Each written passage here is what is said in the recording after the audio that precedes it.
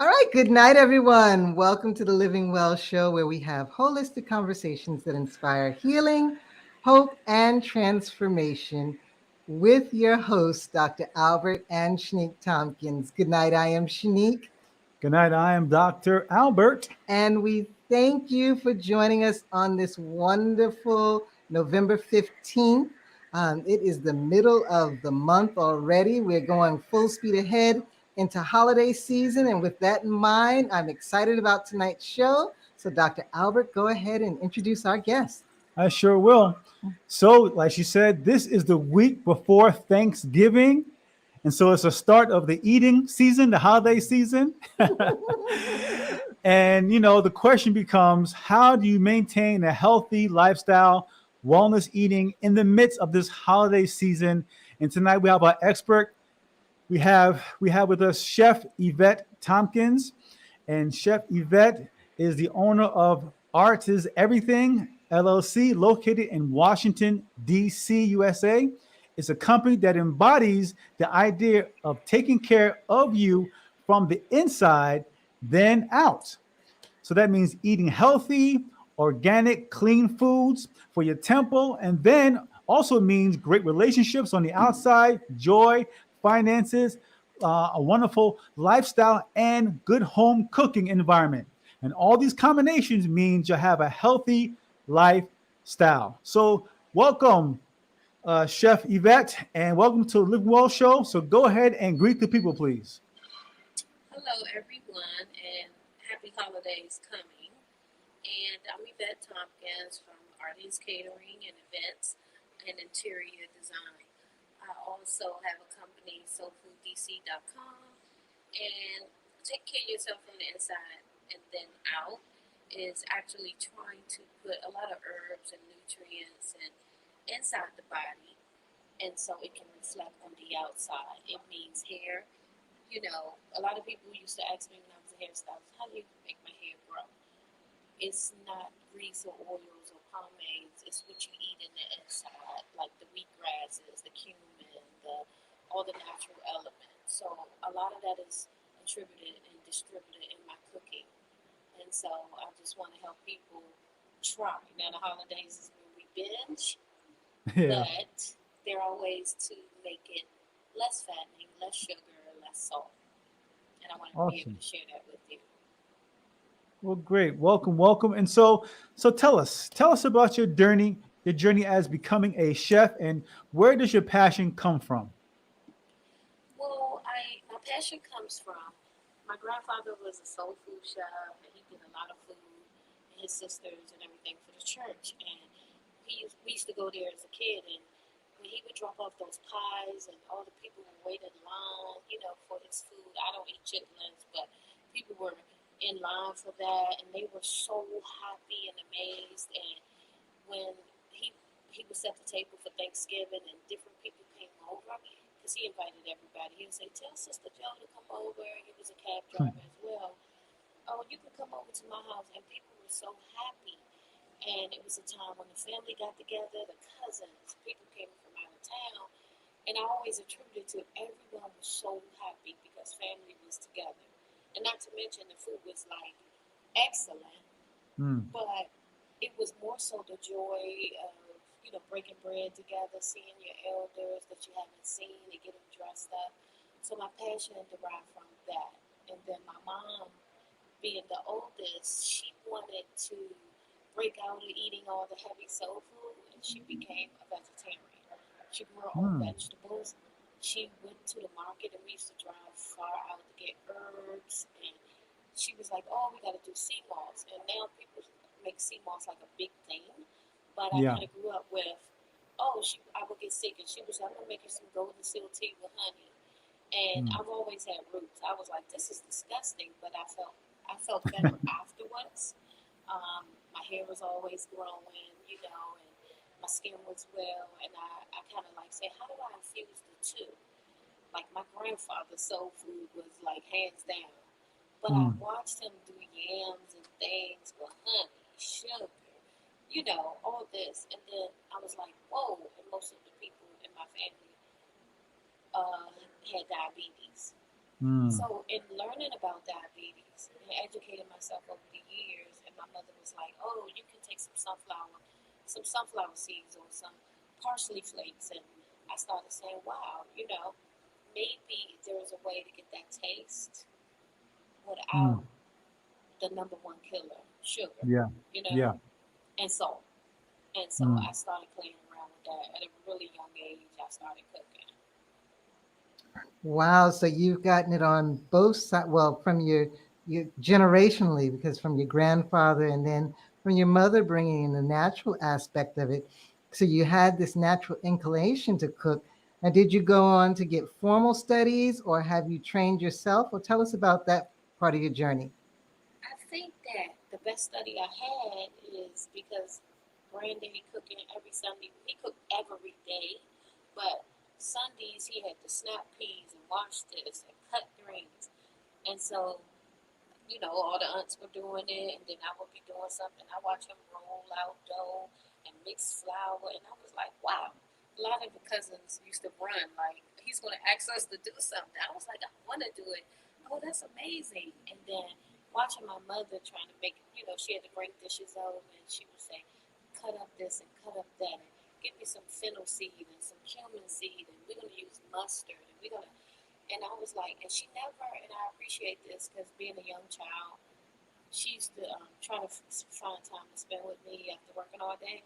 So she would be in the kitchen, and I was like, "What are you making?" You know how some parents may say, "Girl, get out of the kitchen," and she would say, "I'm going to roll some. I'm scraping this vanilla stick to Mm. make some biscuits," and she would say, "You can help." And she Mm. used words like this rosemary that was in the garden, and this is basil. We gotta clean it and soak it and chop it up. And most parents say get out, and I was like, Mommy, I can do it. And then I remember one Christmas at 6 years old, I wanted an easy bake oven, so I told everybody, like all my aunts, and on their list, and I got three. And I was like, oh Oh, my God. wow. They were like, we're gonna give one away. And I was like, no, no, because I have to prepare all this food. Right. And I used one for cakes and trying to take some of my grandfather's little drippings from him making cakes and pies. And when I read the package that the Easy Bake Oven gave you for the cake, my mother was like, all that artificial stuff. So I started getting the real stuff and then Wow. using another one to make some bacon or the other one to cook some vegetables in. And I used to always say, I made you breakfast. And so I started experimenting with things that I heard them talk about all the time. Well, that's an amazing story. Yeah. That's an amazing story. Yes, yes. And it's amazing how these memories can shape our adult life and our adult walk. And so, just that time in the kitchen with your mother and the time with your grandfather has now allowed you to start a company where you're helping to feed others. And so, that's Art is Everything. Yes. So, tell us about Art is Everything. How did you come up with the concept? What do you do? Share about Art is Everything. So I will say this though, I did go to school for things that I think are necessary, like bacteriology, how to Mm. store food properly and clean it. Even though I knew how to clean, but I wanted to get licensing on, and I learned a lot, like how to store food and pack, and how to label, and what's the life of shellfish, and how do you separate the red meat from it. So I did go to school for that, and I recommend any home chef they could take classes online about that because that's important. Mm. But artists came about because I'm an artist and I've never really been good with paperwork and things. You see how long it took me to get on this. But when it comes to decorating, I went to school for fashion merchandise and design, and then I went to hair school. And Okay. I'm a creative, and my first opportunity getting out of fashion merchandise in school is I worked for Mastercraft Interiors and Marlowe Furniture, and I was one of the ladies that did the showrooms to Mm. decorate it. And it was funny because I went there to shop and I heard them say we need another person. They were setting up something, and I said, so what do you need to do this? I'm in school. I was in school, and they said, oh, you gotta show us how you do a showroom. And they said, I said, well, when can I do it? And they said, well, you can come tomorrow. I said, I can do it today. I just came in here to shop, like not even knowing where anything was. And I styled this room that they gave me, and I just like to move furniture around. That's another talent. I did it. I was an only child, so they say my mother used to say, "God, you need." We're watching a movie, and you're upstairs sneaking, moving all the furniture around in the living room. Or I was a Barbie doll girl, and I had all the Barbie houses, so I decorated them, like not with the stuff they sold. I painted them, or I made the furniture. So that was a part of my art, and I was a really, my mother said bougie, but it wasn't that. Like if she made breakfast and she put my stuff all together, touching, I was like, oh no, I want to put this on this plate, and I want to separate this because I wanted to use the pretty dishes, you know. And Right. so it was just something that I did, and I did all my cousin's hair. So I kept saying, well, what do I want to do? Um, I happened to be blessed to be a hairstylist for 20 years. I did windows for 10. But in all of that, in everything that I did, I was always blessing people with food. Like, oh, I'm going to bring you something. I cooked something last night, whether it be a coworker, a manager, a friend. If my girlfriends had birthday parties, I was like, let me cook. And it would be over the top. And Wow. so at one point I said, you know what? I cook for everybody.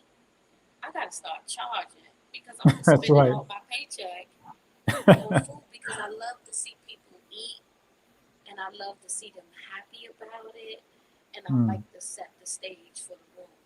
And so it was a passion. And so I had to figure out what would my name be? Yvette Interiors, hairstylist. How do I, like the lady that's actually taping is a vegan chef, right? So I attract people Okay. Nice. that do creative things. And I was like, you know, people are really big on me, my, like when they name the salon, they name it Yvette's. Or, but then you got to think about it, you have all these other creatives working for you. And so when you name your place your name and it's yours, a lot of people on their journey that need their own self identity, they say, I want my own salon because I wanted to say Lisa's.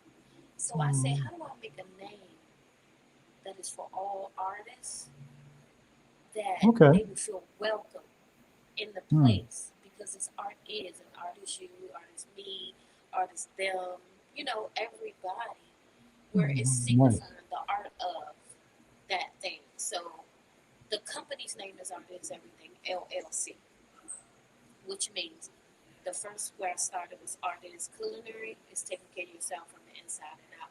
Art is hair, makeup, and fashion, and art is interiors because food, the primary food is what we have on the plate. I mean, and then we have secondary food, which is interiors. Like if you wake up in a junky, cluttered house, sometimes you're not in a great mood. If your hair isn't done, like women tend to, men and women, because your hair, you feel good about yourself or your hair done. So secondary food is love. And like when I see people eating, I did an event Saturday and it was so many. It was for a 40-year-old birthday, and there were two cousins, and both turning 40. And what made they didn't have an expectation of what I was going to do. Everybody kept coming up to me saying, "Oh my God, this is real food. This food is amazing," and that was it for me. That was the joy. And then the elder ladies came up and said, "You ain't cooked this food. Somebody's grandmother cooked this food," and then they were so happy. And then I was forced to do something that I never really do. They were like, "Can I pack a plate?" So I'm sitting here going, Wow. that's not fashionable to take plates." But I had Right. to go ask the host, like, "Look, do you mind?" He said, "Well, that's my aunt." And then this person was like my uncle, and they got overwhelming. But they were like, "This food is so delicious. I Wow. normally wouldn't do this, but I want to go home and sit down and Mm. really, really enjoy it." And then I got so many text messages the next day. So that's what I do it for. Like Okay. sometimes I lose track of the money. Like if I get paid, I might end up spending all of it because I want every aspect to be, I want everything covered. Okay. And Right. then in reward, where I might say, dang, I really didn't make any money. But when you, like a lot of people say I'm wealthy, my wealth is all those happy faces Mm. Like, and it never fails. God always does this for me. If I didn't make a profit, and that was my fault, it wasn't that the person didn't pay. I just had to do extra. I get phone calls the next day, all throughout the week. I'm having something. Can you cater it? And then that's my Wow. opportunity where I'm like, dang, I got three more referrals. Not from anybody else, just from what they saw Right. me do. And so that's the Awesome. blessing in it. That's why it's Art is Everything LLC, and it has everything which brings me joy over time. And I try to attract Awesome. people that's in the same field, you know, because wellness is family, relationships, Yeah. your social Yeah. life, your religious practice, whatever that may be, and your comfort level, So I meet people that do the same thing. Okay. That's a wonderful answer. I appreciate that. And so you in that description you talked about eating healthy, eating clean. So what do you mean by that? What's your perspective, especially during the holidays? What does that mean to you? Well, I think that the main thing that tradition is different. Like when they say, what is it like your soul food or your comfort food? I've Right. learned from meeting people all over the world, like in China, their comfort food may be a soup, like an egg drop soup, you know? Mhm. And they say mac and cheese or something is ours. If you meet a person that's from another country, they might say, well, my comfort food is eel. Like, that's what we Right. do. That's So true. for me, if I looked at my family background with my aunts baking breads and cakes and pies, and some of them live really long. So that's kind of, it's when they say you don't live long when you eat all this clogged up arteries, but they live to their 90s and 100s. But Yep. a lot of that has to do with old school people live with their daughters, their family, their grandkids. So that's that part of relationship that keeps you living long. Because if a grandmother Hmm. can go see her little grandbaby, what I say that eating healthy is this: we put way too much food on our plate. We can cook Mm. all our traditional things. We put way too much seasoning and way too much Wow. salt. So I wanted to do a demonstration today, but time got away from me, and I'm such a perfectionist. So just say, for instance, if you're making collards and you're making Okay. kale, Right. a lot of the soul food restaurants, I watch them. I worked at many restaurants, and I'm not naming any names because everyone has their brand.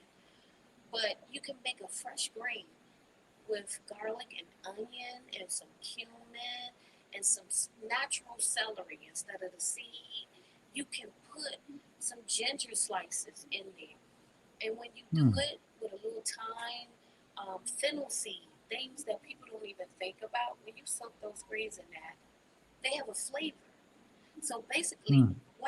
I love smoked turkey, and I grew up having greens with ham hock. But when you know better, you do better. Why have a Right. ham and why have a turkey?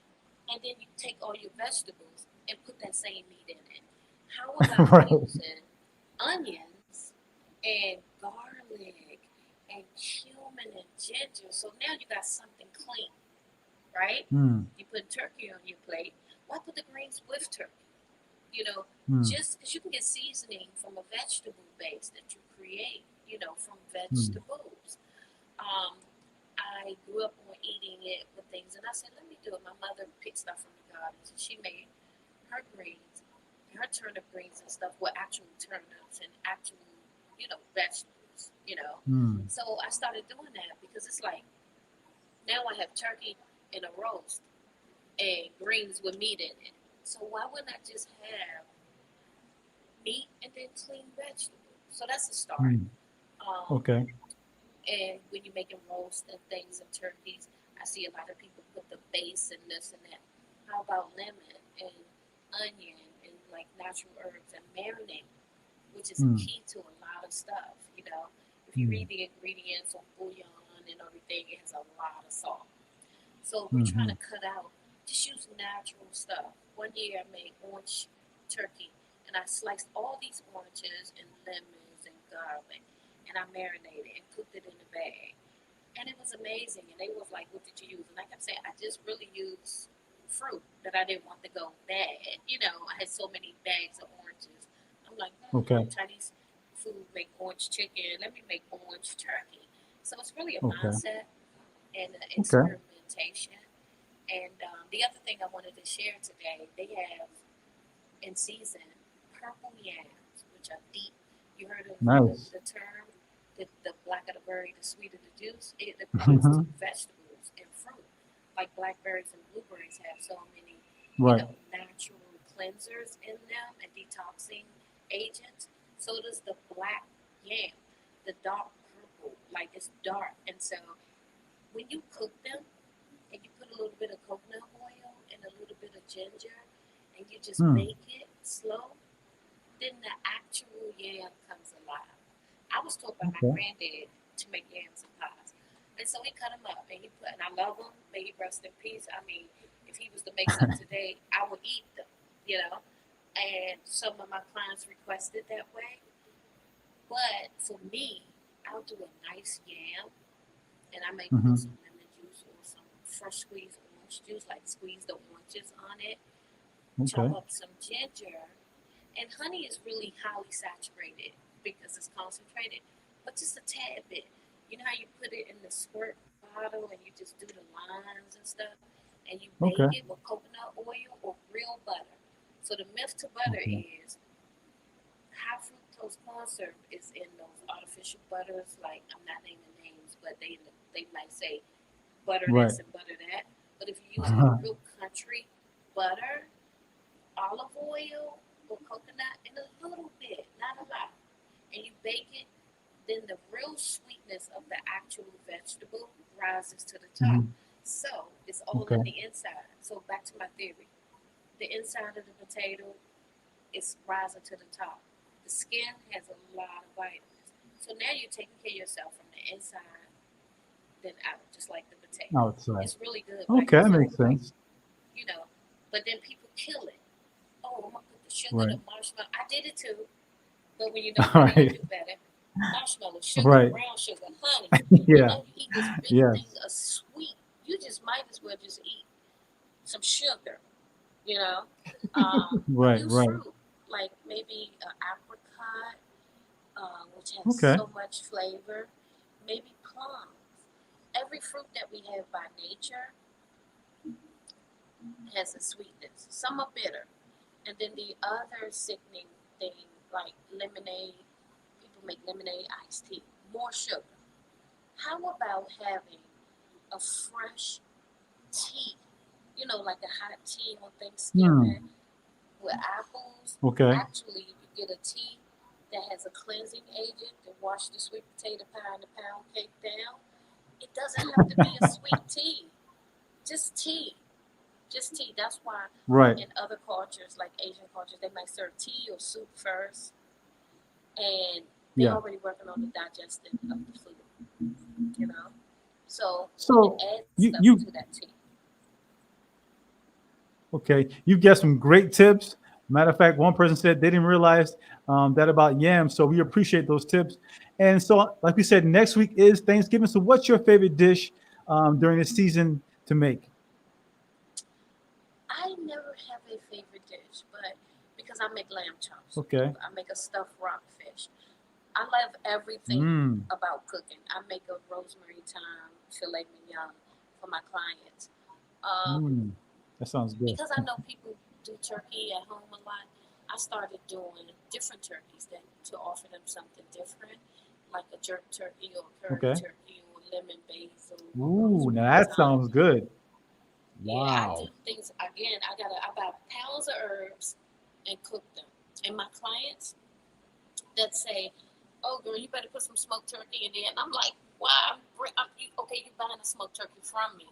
Just eat the grains and put a slice of turkey on top." But because they're seasonal, so one of my things Right. to do is to introduce every year. I used to do it for free, and now I'm like I'm tapped out for free, but I still give.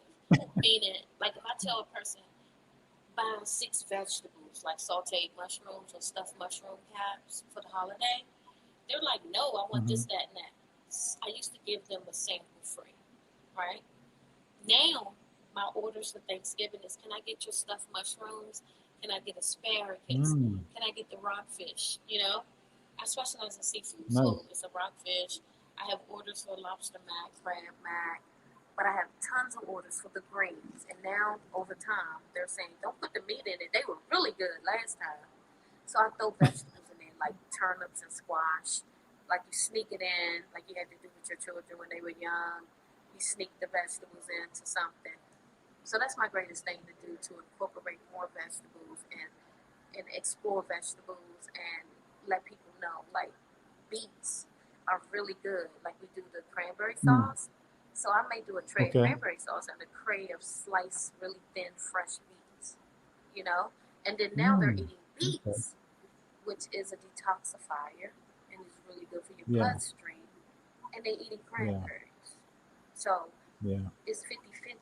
So my challenge and my greatest thing to do is to every time crowd out. And crowd out means you can put really things that may not be healthy, like mac and cheese and stuff, and we love that. But the more vegetables, so your plate should look like veggie, veggie, veggie, veggie, Okay. meat, meat. So you're crowding Okay. out, you're not taking away. You're able to eat everything you want. And I started doing smaller portions. So when I do plated meals, I give people two little pieces of this and that and that. So now they really get to enjoy everything that was on the menu. And then they can Mm. take something and have something for tomorrow. You don't have to. I used to do it. Now I'm not judging. My grandfather made food. I'd be like, oh my God, mac and cheese, the roast. Give me a lamb. And barely, you couldn't eat it all, so you trashed it. And then you wasted Yeah. it. Because it looks too Yeah. messy to pack. You like, ugh. So you end up wasting. So now I just get, you know, the traditional. And so I try to Yeah. teach people to less, small portions, drink hot Yes. tea. Yeah. So you can, And it's a way you can flush. right. And so, Chef, it sounds like you're really taking and helping to re-educate the palate of your customers as well by giving them what they're used to and then throwing in something that they didn't expect that their palate will come to enjoy. So that is very, Absolutely. very creative. Yeah. Yeah. Thank We you. really appreciate that.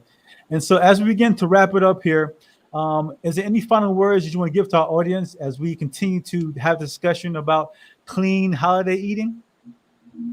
Yes, I wanted to first throw in something that I will be cooking some of the things like the greens and the yams. I'm going to make a sweet potato pie that has coconut oil and fresh yams, and I'll upload it to the Tompkins on the Living Well Okay. show so they can share with all of you.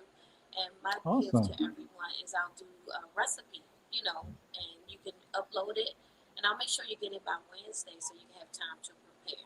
That'll be my holiday gift as Oh, well Awesome. awesome. as Thank you. yes, We but I want appreciate to that. say that this is a time we just made it through COVID, and we just God is on the throne.